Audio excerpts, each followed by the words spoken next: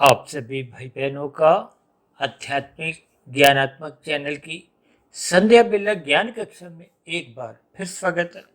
आज की चर्चा का विषय है गारंटी वर्सेस वारंटी। देखिए, 2-4 दिन पहले ही कुछ हमने एक ब्रह्म मुहूर्त को एक गारंटी के साथ ब्रह्म मुहूर्त ज्ञान उपदेश कक्षा में एक वीडियो प्रसारित किया था और उसके पीछे का कारण भी देखिए, कुछ राजनीतिक दलों द्वारा गारंटी शब्द का एक उपयोग हो रहा था। तो फिर हमने उसी शब्द को ही एक ब्रह्म मुहूर्त से, जो कि सत्वगुण की एक शुद्धतम स्थिति होती है, एक भौतिक जगत की एक सर्वोत्तम स्थिति मानी जाती है। और अक्सर हम तो अपनी चर्चाओं में उस ब्रह्म मुहूर्त समय विशेष को एक सतयुग से भी जोड़ देते हैं, क्योंकि सूर्य निकलने के बाद की स्थिति को हम त्रेता युग से, दिन की जो स्थितियां होती हैं, जो भाग दौड़ धन के लिए, संसार को पाने के लिए, उसको हम द्वापर युग से, और सूर्य के ढलने के साथ ही जो स्थितियां बनती हैं, मोहनात्मक स्थितियां, तामसी स्थितियां, उनको हम तमोगुण से जोड़ते हैं। देखिए, कुछ स्थितियां हम कुछ गुणों के लक्षणों के आधार पे बात को समझाने के लिए एक कहने का प्रयास करते हैं, ताकि सैद्धांतिक बात आपको भी समझ में आ जाए। देखिए, उदाहरण देने का इतना ही मतलब आपने लेना है कि सैद्धांतिक बात आपको भी समझ में आ जाए, उदाहरण को हमने पकड़ना नहीं। इसी तरह आज हमने जो दो शब्द लिए हैं, एक है गारंटी और दूसरा है वारंटी। अब गारंटी को तो हमने देखिए सफेद रंग से दर्शाया। सफेद रंग का अभिप्राय क्या है? ये सत्वगुण का प्रतीक है। और नीचे हमने वारंटी में देखिए दो रंग दिखा दी, वह को हमने देखिए राशि स्थिति से दर्शाया है, और रंटी शब्द को हमने काले रंग से दर्शाया है। अब गारंटी और वारंटी की जब हम तुलना करते हैं सापेक्ष दृष्टिकोण से, तो देखिए गारंटी की ही अधिक महत्ता समझी जाती है, क्योंकि गारंटी का तो साधारण शब्दों में क्या अर्थ है? भले ही एक साधारण स्तर पर देखिए गारंटी वारंटी में कोई विशेष अंतर एक सामान्य मनुष्य को पता नहीं चलता, क्योंकि आजकल तो देखिए राजनीतिक दलों में भी इन शब्दों का कुछ विशेष स्तर पर एक भाषणों में आने लगा है, विज्ञापनों में आने लगा है। तो हमने उन सभी स्थितियों को, क्योंकि हमारा तो देखिए आध्यात्मिक ज्ञानात्मक चैनल है, कोई राजनीतिक दल की स्थितियां नहीं, यानी कि इस आध्यात्मिक ज्ञानात्मक चैनल पर हम प्रतिदिन देखिए, हम प्रतिदिन ब्रह्म मुहूर्त ज्ञान उपदेश कक्षा में तो प्रत्यक्ष रूप से ही शास्त्रों की सैद्धांतिक बातें, जिनका वेदों में, उपनिषद, विभिन्न प्रकार के जो पुराण लिखे गए, गीता, दर्शन शास्त्र, यानी कि आध्यात्मिक साहित्य है, जो अनादिकाल से एक प्रवाह रूप में चलता आ रहा है, उन पर ही हमने एक सैद्धांतिक रूप से बातें हम ब्रह्म मुहूर्त में स्पष्ट शब्दों में करते हैं। हालांकि समझाने का देखिए, हम परमात्मा की प्रेरणा से, गुरुओं के आशीर्वाद से और युक्ति पूर्वक, तर्क पूर्वक, कुछ नियमों के आधार पे, सूत्रों के आधार पे, क्योंकि प्रकृति के 3 गुणों में बार बार शास्त्र ही कहते हैं कि तमोगुण से अच्छा रजोगुण है, रजोगुण से अच्छा सतोगुण है, और सतोगुण की ही शुद्धतम स्थिति ब्रह्म मुहूर्त समय विशेष की है, क्योंकि उस स्थिति विशेष में तमोगुण सो चुका होता है, रजोगुण अभी जगह नहीं है, यानी कि संसार, रजोगुण अभी जगह नहीं है, और तमोगुण जो मनात्मक स्थितियां हैं, एक निंदनीय स्थिति, वो सो चुकी हैं। तो बीच की जो एक शुद्ध अवस्था सत्वगुण की है, वो एक शुद्धतम स्थिति मानी जाती है। देखिए, सापेक्ष दृष्टिकोण से बात को समझना चाहिए, और हम तो तकनीकी स्तर पर भी 1-2 घंटे 40 मिनट का समय बताते हैं कि शास्त्रों पे तो मेरे भी पढ़ने में 4 से 6 ही आया, और साधारण बोलचाल में लोग 4 से 6 ही कहते हैं। लेकिन हम तो देखिए तकनीकी स्तर पर तर्क संगत आधार पे सूर्य निकलने से पूर्व का समय, क्योंकि सूर्य निकलने का समय तो गर्मी सर्दी बदलता रहता है, सर्दियों में तो जनवरी तक आते आते ये 7:22, 23, 25 मिनट भी हो जाता है। और यही स्थितियां देखी, गर्मियों में सूर्य निकलने का समय घटता जाता है, ये निकलते निकलते घटते घटते 5:23, 25 मिनट में भी आ जाते, तो फिर उससे पूर्व का जो 2 घंटे 40 मिनट का समय, उसमें बदलाव आ जाता है। देखिए, आज हमने ये जो गारंटी और वारंटी में जो अलग अलग स्थितियां दर्शाई हैं, क्योंकि गारंटी में तो देखिए एक विशेष प्रकार का एक पक्का आश्वासन होता है, जबकि वारंटी में देखिए एक आश्वासन थोड़ा कमजोर होता है। इसीलिए तो देखिए ये जो तमोगुण रजोगुण की स्थितियां और सतोगुण की स्थितियां, इनमें दोनों में अंतर है।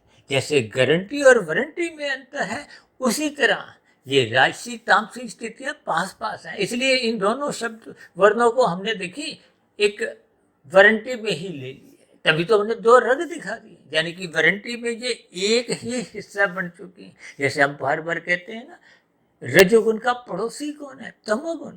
जब जब मनुष्य रजोगुण अपना बढ़ाता है, रजोगुण में गहरे तल पे उतरने लगता है, भोग विषय अमर्यादित करने लगता है, तो फिर निश्चित रूप से वो बार बार तमोगुण में गिरता है। यानी कि वारंटी पे ये वाह रजोगुण और रंटी ये एक तमोगुण की स्थिति है। इसका अभिप्राय ये है कि राजसी मनुष्य ना करते भी उस विषय भोगों के आसक्त होता हुआ कब कितने पाप कर्म वो भी करता जाता है, मनुष्य को इसका बोध नहीं होता। और ये स्थितियां देखिए तभी बनती हैं, यानी कि वारंटी में गारंटी तो है ही नहीं, यानी कि रजोगुण और तमोगुण की स्थितियों में सतोगुण है ही नहीं। देखिए शब्दों का अर्थ समझिए, यानी कि जब सतोगुण की गैर मौजूदगी में रजोगुण आपके मेरे जीवन में बना रहता है, तो आपके मेरे भोग विषय बिगड़े रहते हैं। ये 24/7 की जो एक स्थितियां हैं, ये फिर नाचने लगती हैं। यानी कि आपके मेरे भोग विषय सातों दिन 24 घंटे, कभी एक भोग भोगा, फिर दूसरा, फिर तीसरा, फिर चौथा, फिर पांचवा, फिर पहला, फिर चौथा, दूसरा। यानी कि ये सभी स्थितियां आपके हमारे जीवन में बार बार उछलती रहती हैं। ये बार बार उछलने का मतलब क्या है कि मनुष्य बाध्य हो जाता है इन विषय भोगों को भोगते भोगते, थकता भी नहीं है, रुकता भी नहीं है। यहाँ तक कि स्थूल शरीर के स्तर पर रोगग्रस्त होने पे भी इन विषय भोगों को भोगने की लालसा बनी रहती है। देखिए ये बहुत ही सरल और स्पष्ट शब्दों में इस संदेश को आपको में ज्ञान पूर्वक समझना चाहिए, इस पे ईमानदारी से चिंतन करना होगा। अन्यथा देखिए आपके हमारे जीवन में ये कितनी ही स्थितियां दिन प्रतिदिन ये बिगड़ती जा रही है। देखिए जब रजोगुण तमोगुण बिगड़ते हैं, इसका अभिप्राय ये है कि मनुष्य का सतोगुण कमजोर है। यानी कि जब गारंटी नहीं है, गारंटी का अभिप्राय सतोगुण नहीं है, तो फिर ऐसी स्थिति विशेष में वो वारंटी वाली स्थितियां ही होती हैं। देखिए रजोगुण की शास्त्रों में प्रत्यक्ष रूप से कहीं भी कोई निंदा नहीं है, लेकिन ये क्योंकि तमोगुण का पड़ोसी है, यानी कि ये जो वारंटी में रंटी शब्द है, ये एक तामसी स्थिति है।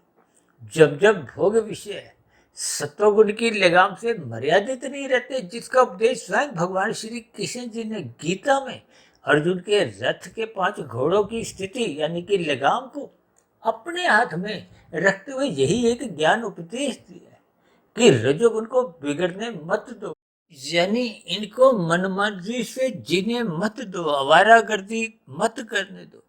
देखिए आवारागर्दी, मनमर्जी, ये सभी स्थितियां फिर मनुष्य को तमोगुण में गिराती है।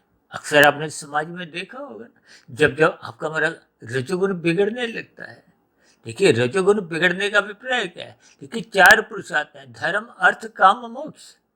धर्म को आप सत्वगुण से समझो, अर्थ को तमोगुण से, और काम को रजोगुण की स्थितियों से। इन 3 गुणों से ऊपर जाने के लिए वो मोक्ष की स्थिति है। मोक्ष की स्थिति का अभिप्राय परमात्मा को पाने का है। परमात्मा तो देखिए विशुद्ध सत्वगुण ही सकता है, यानी कि ये 4 पुरुषार्थों में 3 गुण आ जाते हैं प्रकृति के, और चौथी अवस्था मोक्ष की, आनंददायक स्थिति, परमात्मा की स्थिति। देखिए इन सभी स्थितियों का अभिप्राय क्या है? शास्त्र तो बार बार कहते हैं जो मनुष्य सत्संग नहीं करता तो उसके जीवन में ये अर्थ और काम बिगड़ने लगते हैं, यानी कि पशु वृत्तियां पनपने लगती हैं। जब पनपने लगती हैं तो फिर ये आपके हमारे जीवन में ये पशु वृत्तियां नाचने लगती हैं। इसका अभिप्राय क्या है कि जब जब सत्वगुण या धर्म प्रथम स्थान से हटा दिया जाता है, या हट जाता है, या कमजोर कर दिया जाता है, तो फिर ये अर्थ और काम नाचने लगते हैं।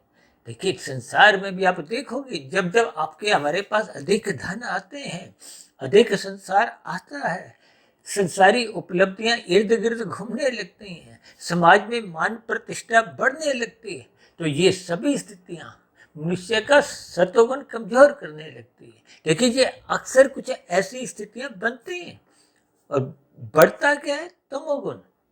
यानी कि जब जब अधिक धन आता है, संसारी उपलब्धियां बढ़ती हैं, तो मनुष्य का मादक पदार्थों का और भी देखिए कुछ तामसिक स्थितियां बढ़ने लगती हैं। इनके देखिए मात्र एक इशारे समझने, भावार्थ समझने, अन्यथा ये शास्त्रों की बातें जो बहुत ही गूढ़ विषय होते हैं। इसलिए तो भगवान श्री कृष्ण जी ने गीता में प्रकृति के 3 गुणों की स्थितियों को एक रहस्यमय नाम से भी संबोधित किया है, और दूसरा इन 3 गुणों के ज्ञान विज्ञान को गूढ़तम ज्ञान विज्ञान कहा है। यानी कि इन सभी स्थितियों को आपको में ज्ञान पूर्वक समझना चाहिए। इन 3 गुणों के रहस्यमय स्थितियों को जितना जितना हम ज्ञान पूर्वक समझते जाएंगे, फिर आपको हमारे जो 3 शरीर हैं, स्थूल शरीर, सूक्ष्म शरीर, कार्य शरीर, उन सभी की स्थितियों का भी आपको में समझ आने लगती है। जब 3 शरीरों की समझ आ जाती है, देखिए स्थूल शरीर के स्तर पर तो आपको अपना कर्माशय पड़ता है, ये विषय भोगों में असत्य ही रहता है। शास्त्रों में भी इस बात को स्वीकार किया गया है। क्यों? क्योंकि ये इंद्रियों का दोष है। क्योंकि आपका हमारा स्थूल शरीर का निर्माण के पीछे भी तो 5 भोग्य विषय हैं, 5 सूक्ष्म भूत है, जिसको शास्त्रों में तन्मात्रा भी कहा जाता है। इसलिए इन सभी स्थितियों को ज्ञान पूर्वक समझना चाहिए। देखिए मन तो अनादिकाल से, देखिए बिना मन की स्वीकृति के ये जो 5 ज्ञानेंद्रियां हैं, जो 5 भोग्य विषयों को भोगने में धक्का देती रहती है, नाक, जीभया, आंख, त्वचा, कान, ये 5 भोग्य विषयों का रस लेती है। नाक गंध का, जीभया रस का, आंख रूप का, और त्वचा स्पर्श का, कान शब्द का, और इन्हीं से संबंधित जो 5 कर्मेंद्रियां हैं, वो इन्हीं की प्राप्ति के लिए कर्म करती हैं। हाथ पैरवानी, लिंग गुदा, यानी कि स्थूल शरीर का जो एक नियंत्रण है तो मन के हाथ में। मन को महाइंद्रिय कहा जाता है, इसलिए तो मन के ऊपर बुद्धि रखी है। लेकिन बुद्धि मन के ऊपर तभी नियंत्रण पा पाती है जब बुद्धि सात्विक होती है। देखिए रजोगुण पे सत्वगुण का ही नियंत्रण संभव है, और बुद्धि का मन के ऊपर नियंत्रण होने के लिए बुद्धि सात्विक होना निरंतर आवश्यक है। सात्विक बुद्धि निरंतर बने रहने से ही उसमें विवेक शक्ति जगती है, जो मन को एक राजसी स्थितियों में आवारागर्दी करने से रोकती है।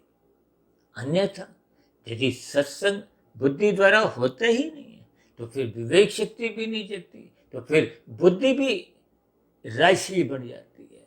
फिर राजसी बुद्धि का मन पे कभी कोई नियंत्रण नहीं होता, फिर तो मन और बुद्धि दोनों में दोस्ताना संबंध हो जाते हैं। तो फिर ऐसी स्थितियों में भोग और गहरे हो जाते हैं, और यदि भोग गहरे होते होते बुद्धि तामसी भी बन जाती है।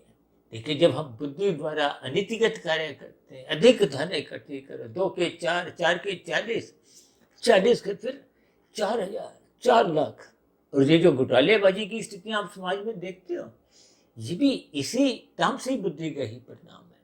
फिर मनुष्य वैसे ही एक कुछ धारणाएं बना लेता है, कुछ नीतियां ऐसी बना लेता है, यानी कि राजनीतिक स्तर पर भी कुछ हेरा फेरी की स्थितियां बनाने लगता है।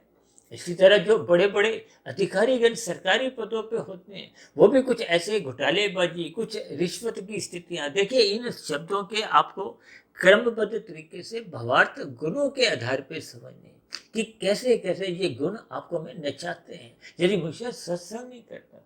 इसलिए तो हम बार बार कहते रहते हैं कि अपने धर्म की 4 दीवारी, यानी कि सत्वगुण को, मर्यादाओं को, कर्तव्य कर्मों को इतना मजबूत रखो। हम तो बार बार कहते रहते हैं कि अपने कर्तव्य कर्मों को जीवन की अनुकूल प्रतिकूल सभी परिस्थितियों में सदा ही प्रसन्नता पूर्वक ईमानदारी से निभाओ।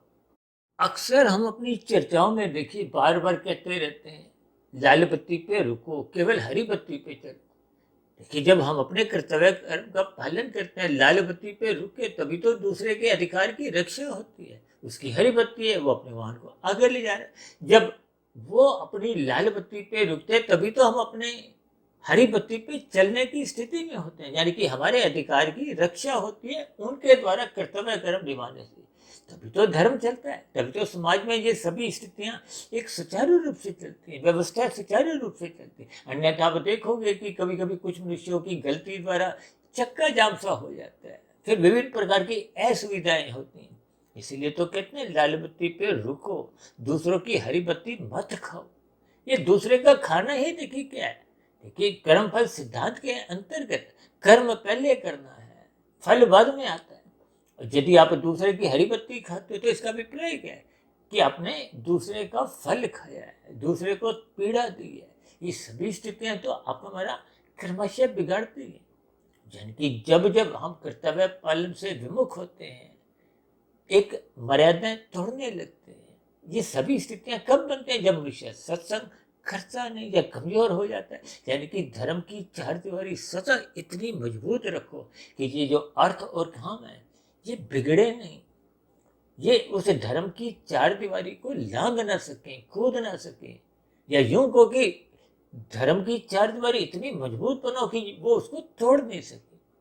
देखिए, ये जब स्थितियां आपके हमारे जीवन में निरंतर धर्म की स्थितियां मजबूत रहती हैं, यानी कि सत्वगुण मजबूत होता है, यानी कि आपके हमारे जीवन में फिर वो एक गारंटी की स्थितियां बनी रहती हैं। अन्यथा ये राजसी और तामसी स्थितियां, ये आपको मैं वारंटी के अंतर्गत है। देखिए, इन सभी स्थितियों को आपने केवल भावार्थ रूप में समझना है। अन्यथा हम गुणों के ज्ञान का जो सही सही अर्थ है, लक्षण है, आपके हमारे जीवन की जहाँ जहाँ कमजोरियां हैं, उन सभी स्थितियों को हम समझ नहीं पाते। इसलिए मेरी आप सभी भाई बहनों से बेनती है कि गारंटी और वारंटी और इन तीन स्थितियों में तीन रंगों का जो इस्तेमाल है, क्योंकि हम तो काले रंग का अभिप्राय तमोगुण की स्थिति है, निषेध स्थिति है, और रंगीन रंग का अभिप्राय संसारी स्थिति है, आकर्षणों की स्थिति है। शास्त्रों में तो स्त्री पुरुष के आपसी आकर्षण को भी रजोगुण से जोड़ा गया। यानी कि रजोगुण, तमोगुण और सत्वगुण का इन सभी स्थितियों को आपको मैं ज्ञान पूर्वक समझना चाहिए। इसलिए तो हम कहते हैं, सत्वगुण का संग करो, श्रद्धा पूर्वक सत्संग करो, ब्रह्म मुहूर्त में उठो, गुरु के प्रवचनों को सुनो, शास्त्रों को स्वाध्याय करो। ये सभी स्थितियां मिलकर ही परमात्मा के सम्मुख करते हैं, और आपका हमारा कार्यशील क्रमशः शुद्ध होता है। देखिए, जब श्रद्धा पूर्वक सत्संग होता है तो स्थूल शरीर पवित्र होता है।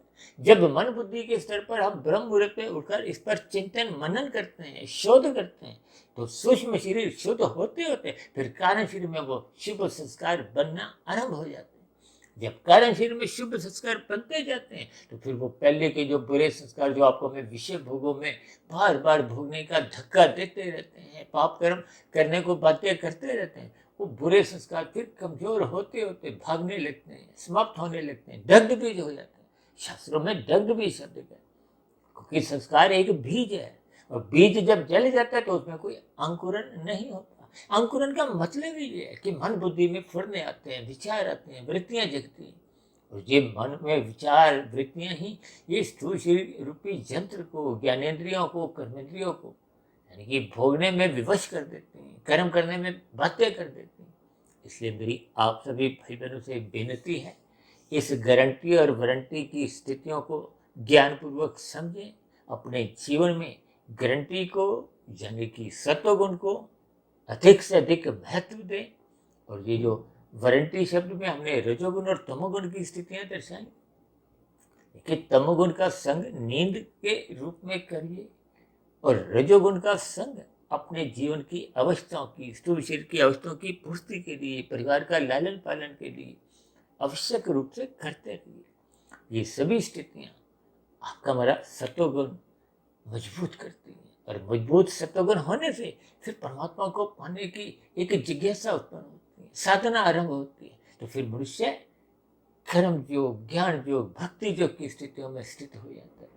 ये सभी योग की स्थितियां आपके हमारे कारण शरीर को क्रमशः शुद्ध करती जाती हैं, जिसके फलस्वरूप आत्मा के ऊपर जो मल रूपी स्थितियां थी, जो आत्मा के ज्ञान को आवृत की हुई थी, ढक चुकी थी, जो परमात्मा से विमुख की हुई थी, वो हटने लगती है, आत्मा अपने मूल स्वरूप में लौटने लगती है, जिसके फलस्वरूप देखिए आत्मा और परमात्मा का तो पहले से सजातीय संबंध है। आत्मा का कभी भी संसारी उपलब्धियों में, भोगों में कभी कोई रुचि नहीं होती। वो तो देखिए जड़ स्थिति है। ये जितने भी भोग हैं संसारी, ये सभी जड़ हैं। ये अल्पकालिक सुख भले ही देते हैं, इन सभी स्थितियों को ज्ञानपूर्वक समझना होगा। यानी कि प्रकृति के 3 गुण और आपके मेरे 3 शरीर, ये माया के हैं, ये जड़ स्थितियां हैं। जबकि आत्मा और परमात्मा ये चेतन सत्ता है। आत्मा ज्ञान स्वरूप है, परमात्मा आनंद स्वरूप है। जब जब हम परमात्मा के सम्मुख होते हैं तो आनंद की झलकें भी मिलती हैं और आपका हमारा ज्ञान आवृत नहीं होता। तो जब जब हम संसार के सम्मुख होते हैं तो सर्वप्रथम आपका हमारा आनंद छूट जाता है, परमात्मा से विमुखता हो जाती है और हम अज्ञानता में आ जाते हैं, जिसके फलस्वरूप बार बार पाप कर्म होते रहते हैं। इन सभी स्थितियों को ज्ञानपूर्वक समझना होगा ताकि आपके हमारे जीवन में सत्वगुण का अधिक से अधिक संग होते हुए हमारी साधना आरंभ हो। तो ऐसी सभी सार्थक शुभ स्थितियां आपके हमारे जीवन में भी बनना आरंभ हो। इन्हीं शुभ कामनाओं के साथ आज की चर्चा विशेष को अब यहीं विश्राम देते हैं। कल सुबह फिर मिलते हैं ब्रह्म मुहूर्त ज्ञान उपदेश कक्षा में। तब तक आप अपने आध्यात्मिक मित्र सुधीर भाटिया फकीर को इजाजत दें। आप सभी भाई बहनों को बहुत बहुत शुभ रात्रि और इस गारंटी यानी कि ब्रह्म मुहूर्त में उठने के लिए, उस लाभ को कमाने के लिए मेरी ओर से बहुत बहुत शुभकामनाएं। अब चर्चा विशेष को यहीं विराम देते हैं। फिर भी वीडियो संबंधित कोई बात आपको समझ नहीं आई हो या आपके मन में कोई प्रश्न उठ रहे हो, मेरी कही गई बातें आपको आधी अधूरी लगती हो, कही गई बातों पे कोई आपकी आपत्ति हो, शिकायत हो, यानी कि आपके प्रश्नों का, सुझावों का और शिकायतों का नीचे दिए गए कमेंट्स बॉक्स पर सदा ही स्वागत है। अब चर्चा विशेष को यहीं विराम देते हैं। आप सभी भाई बहनों का इस चर्चा विशेष को ध्यानपूर्वक, धैर्यपूर्वक और गंभीरतापूर्वक सुनने के लिए बहुत बहुत धन्यवाद।